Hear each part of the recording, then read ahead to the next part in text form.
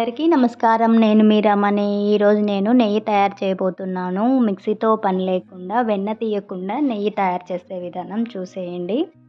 నేను ఈ మీగడంతా 1 వీక్ నుంచి స్టోరేజ్ చేసింది.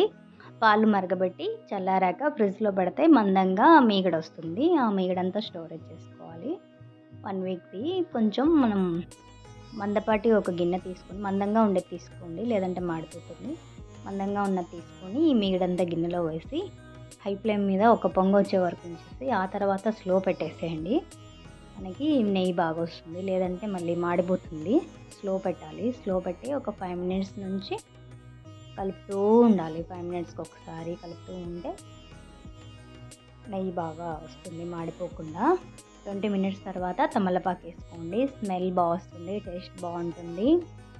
ఆ స్మెల్కి పక్కింటోళ్ళు వచ్చి మనల్ని నెయ్యి అడగాలి, అంత స్మెల్ వస్తుంది. తప్పకుండా ట్రై చేయండి. నెయ్యి చేయాలంటే అమ్మో నెయ్యా అంత ప్రాసెసా అని అనుకుంటాం కదా.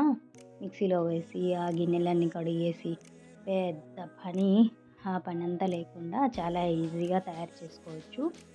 తప్పకుండా ట్రై చేసి చూడండి. ఇగో బ్రౌన్ కలర్ వచ్చేసింది మొత్తము.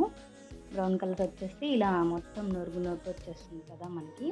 ఇది నెయ్యి తయారైపోయినట్టు. బంద్ చేసుకొని చల్లారాక ఫిల్టర్ చేసుకోవడమే ఒక బాటిల్లోకి.